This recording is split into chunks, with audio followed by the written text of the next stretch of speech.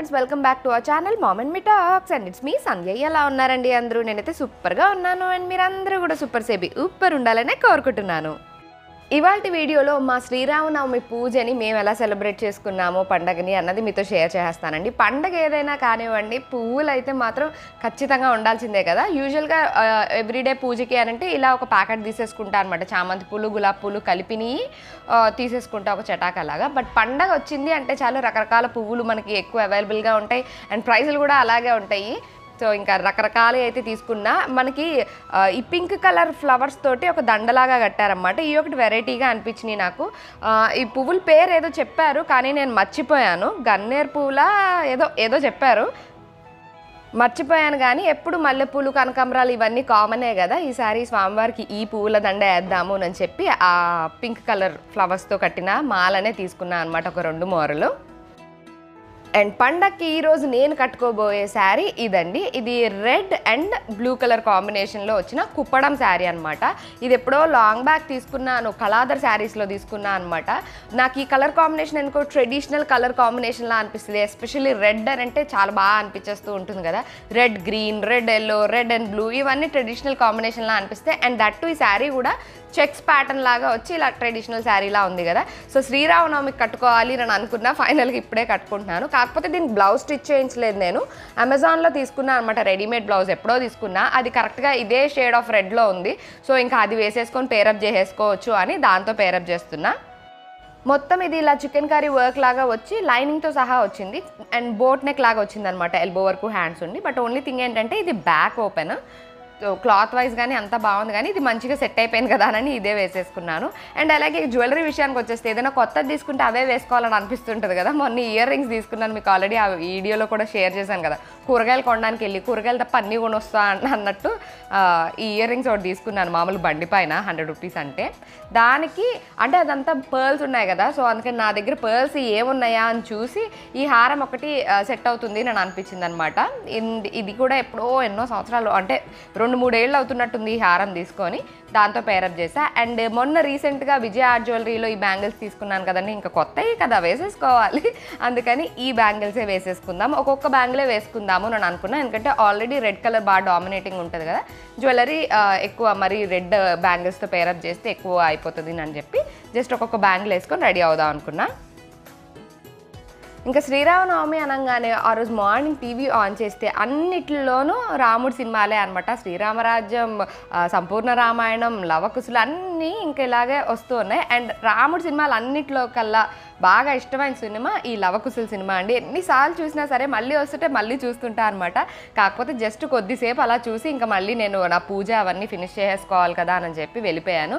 పిల్లల్ని మాత్రం కూర్చొని ఆ మూవీ చూడండి నానా అని చెప్పి పిల్లలు మాత్రం చూడమని చెప్పాను అనమాట. ఎందుకంటే వాళ్ళు ఆల్రెడీ పొద్దున్నే స్నానాలు అవి చేసి రెడీ అయిపోయారు. జస్ట్ నేనే ఇంకా మిగతా ప్రిపరేషన్స్ అవన్నీ చేయాలన్నమాట. ఇంకా నేను ఇక్కడ పూజ దగ్గర అన్నీ అరేంజ్ చేసేసుకుంటున్నానండి. నా దగ్గర ఈ రామ్ పరివార్ సెట్ ఉంది, ఆల్రెడీ ఇంతకుముందు వీడియోస్లో కూడా చూసి ఉంటారు. ప్రతి శ్రీరామనవమికి ఈ విగ్రహాలని పెట్టుకొని పూజ చేసుకుంటా అనమాట. రాముడు, సీత, లక్ష్మణుడు, ఆంజనేయ స్వామి ఈ 4 బొమ్మలు కొనుక్కున్నాను నేను. ఇది కూడా ఎప్పుడో 3 years బ్యాక్ అలా కొనుక్కున్నా. అప్పుడు కొనుక్కున్నప్పుడు వీడియోస్ కూడా నేను అప్పుడు షేర్ చేశాను. ఇంకా ఎవ్రీ శ్రీరామనవమికి ఇలాగా పెట్టుకొని పూజ చేసుకుందాం అని అనుకున్నా. వీటికి ఇంకా రకరకాల డ్రెస్సెస్, కలర్స్ ఇట్లాగా మారుస్తూ ఉంటాయి కదా. సో ఇప్పుడున్న ఈ బ్లూ అండ్ గ్రీన్, పింక్ ఈ కలర్ కాంబినేషన్ కూడా నేనే పెయింట్ చేశాను అనమాట. బట్ ఈసారి మాత్రం ఓకే ఇవి బాగానే ఉన్నాయి కదా అని ఏం కలర్స్ ఏం మార్చలేదు, ఆ విగ్రహాలనే పెట్టేసుకున్నాను. అండ్ పింక్ కలర్ దండ కొన్నాను కదండి, దానికే వెనక కొంచెం దారం కట్టేసి చిన్న చిన్న దండలుగా చేసుకున్నాను అనమాట. ఎందుకంటే అవి మోరల్లాగా అమ్మారు కదా.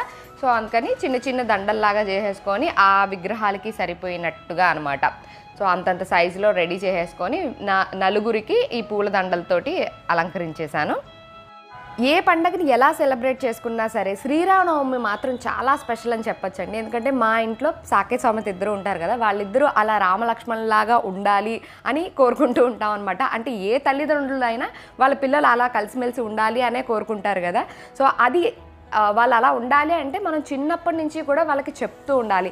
రామాయణానికి మించిన ఇంకా గొప్ప స్టోరీ కానీ ఇట్లాంటిది ఏది ఉంటుంది చెప్పండి. అందుకని పిల్లలకి ఎప్పుడూ చెప్తూ ఉంటాం, రామాయణం గురించి డిస్కస్ చేస్తూ ఉంటాం.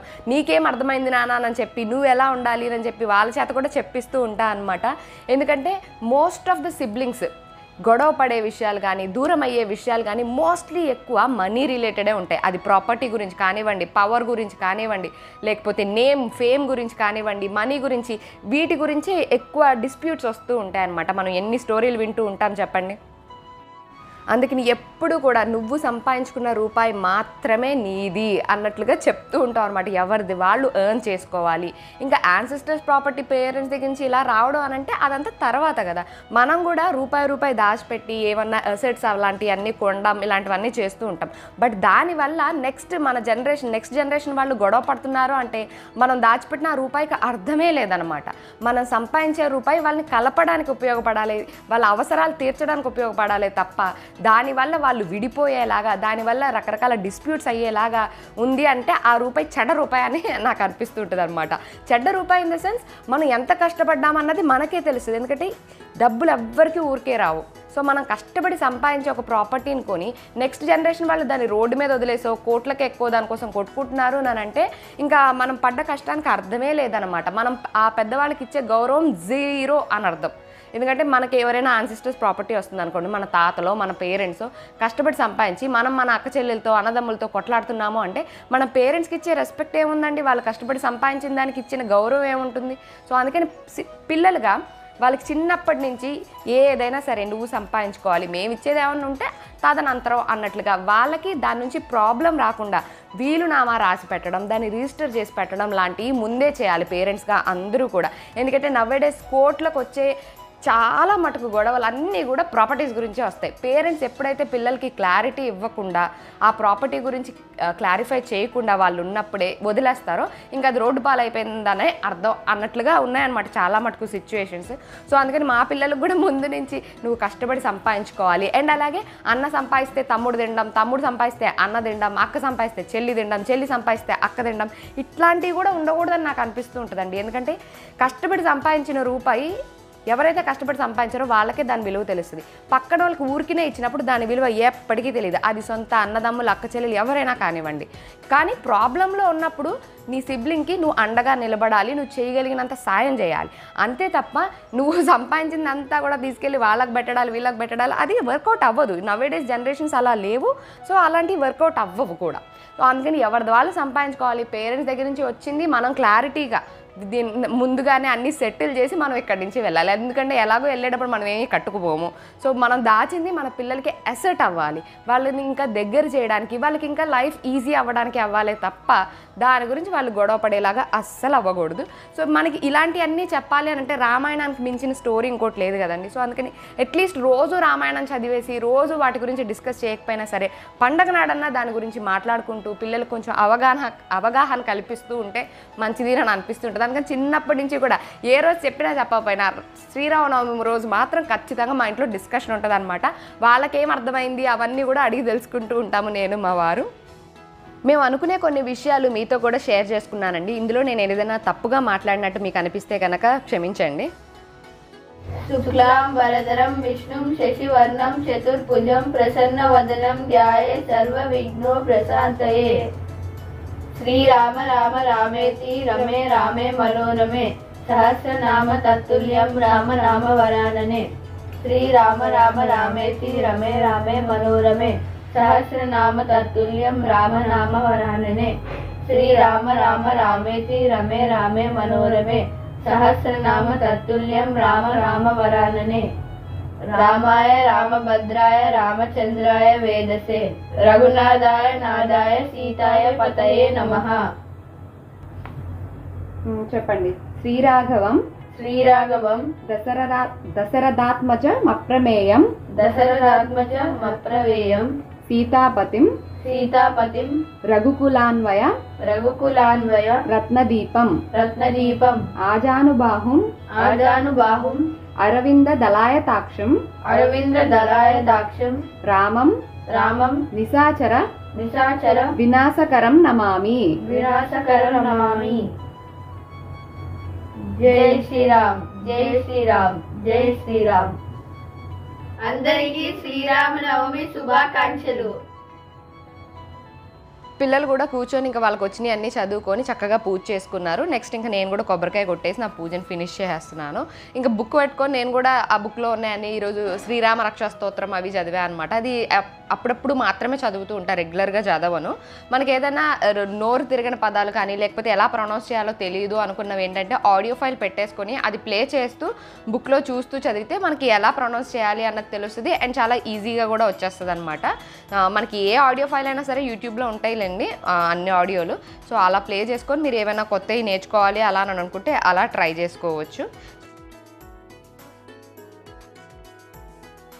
మంగళమణి మంగళమణి మంగళమనరే అంగనులు ఎల్లరు కూడి మంగళమనరే జయ మంగళమనరే శుభమంగళమనరే నీలమేఘ శ్యామునికి మంగళమనరే నీరజాక్షి జానకి మంగళమనరే జయ మంగళమనరే శుభమంగళమనరే ముత్యాల హారతులు మూర్తికియరే రామమూర్తికియరే రత్నాల హారతులు రమణికియరే రామ సతికి నీయరే మంగళమణి మంగళమణి మంగళమనరే అంగనులు ఎల్లరు కూడి మంగళమనరే జయ మంగళమనరే శుభమంగళమనరే.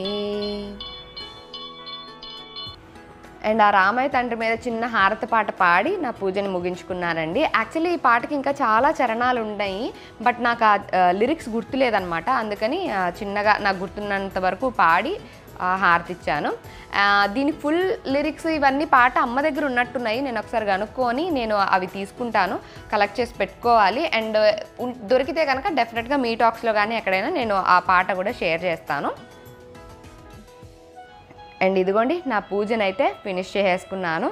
కరెక్ట్గా నా పూజా మందిరంలోనే రామ్ పరివార్ కూడా సరిపోయేలాగా పటాలన్నీ ఏమీ తీయకుండానే అన్నీ పర్ఫెక్ట్గా ఫిట్ అయినట్లుగా సరిపోతాయి అన్నమాట. నాకు అందుకే చూసుకున్న ప్రతిసారి భలే హ్యాపీగా అనిపిస్తుంది. పూజా మందిరం అలా అన్ని పువ్వులు దీపాలు అన్నీ పెట్టి ఇలాగా ఉంటే చాలా బాగా అనిపిస్తుంటుంది అన్నమాట. కొద్దిసేపు అలాగే చూసుకుంటూ ఉంటాను. అండ్ నెక్స్ట్ అయితే ఇక్కడ నేను బయటకు వెళ్ళిపోతున్నానండి అదే గెటప్లో. ఎందుకంటే ఇప్పుడు నేను కళ్యాణానికి వెళ్తున్నాను అనమాట. వీణా వాళ్ళ కాలనీలో, అంటే మా ఫ్రెండ్ వీణా తెలుసు కదండి, వాళ్ళ కాలనీలో సీతారాముల కళ్యాణం జరిపిస్తున్నారు వాళ్ళ కాలనీ వాళ్ళందరూ కలిపి. అండ్ ఇదే ఫస్ట్ టైం అట్లా జరిపించడము. సో నువ్వు కూడా రా అనంటే సరే వస్తాను, నా పూజ ఫినిష్ అయిపోగానే వస్తా అన్నాను. సో పూజ అయిపోయింది కదండి, ఇంకా బయలుదేరుతున్నాను అనమాట. అండ్ ఇదిగోండి నా ఫుల్ లుక్ ఎలా ఉంది అన్నది చూపించలేదు కదా, ఏం జ్యువెలరీయో చూపించాను కదా, అవన్నీ వేసుకున్నాను. పర్ఫెక్ట్గా సెట్ అయిపోయింది ఈ శారీకి నేను అనిపించింది. అండ్ ఈ గొలుసుకు కూడా ఇయర్ రింగ్స్ పర్ఫెక్ట్గా సెట్ అయిపోయినాయి. అంటే కొంచెం షేడ్ తేడా ఉన్నా సరే సెట్ అయిపోయినాయి అనిపించింది. నేను ఇప్పుడు కిందికి వెళ్ళి ఫుల్ లుక్ ఎలా ఉందన్నది షేర్ చేస్తా. ఇదిగోండి నా ఫుల్ లుక్ అయితే ఇలా ఉంది. కొంచెం పెద్దవాళ్ళ శారీ లాగానే అనిపించింది, కాకపోతే ట్రెడిషనల్ లుక్ లాగా అనిపించింది అనమాట. అందుకనే ఇష్టంగా కట్టుకున్నాను.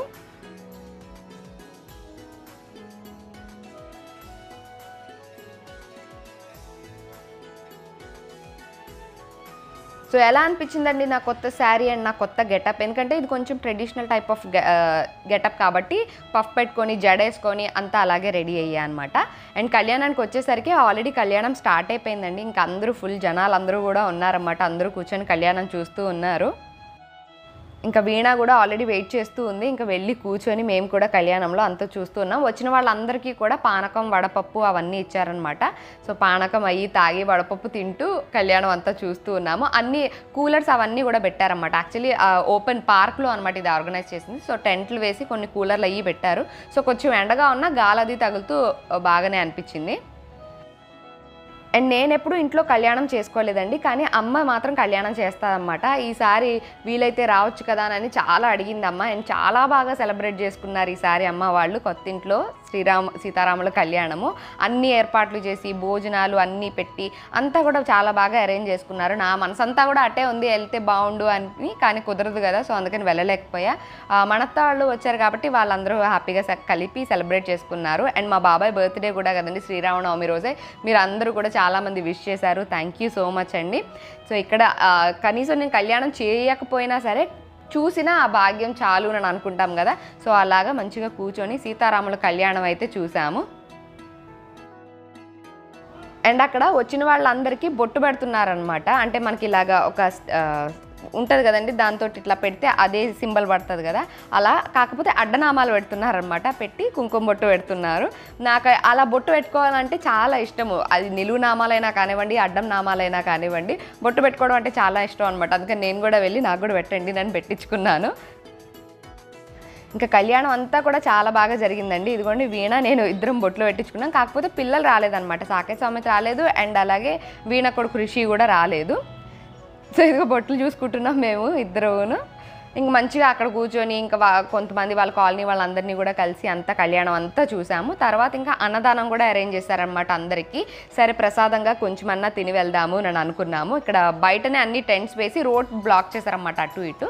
సో అక్కడే టెంట్ వేసి అందరికీ భోజనాలు పెడతారు. అండ్ చాలా మంది ఉన్నారు, ఎవరైనా వచ్చి తినచ్చు అనమాట. సో అందుకని చాలా మంది ఉంటే కొంచెం మాత్రం ఇంకా ప్రసాదం లాగా మాకు ముందు ప్లేట్లో పెట్టి ఇచ్చేశారు పక్క నుంచి.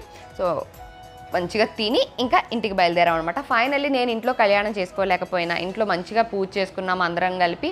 అండ్ అలాగే బయట కళ్యాణం చూశాను అండ్ స్వామివారి ప్రసాదం కూడా స్వీకరించాను. సో చాలా హ్యాపీగా అనిపించింది. అండ్ మీరందరూ కూడా ఈ శ్రీరామనవమి పండుగని చాలా బాగా సెలబ్రేట్ చేసుకున్నారని అనుకుంటున్నానండి. That's it for today friends. See you all in another video. Till then take care and bye.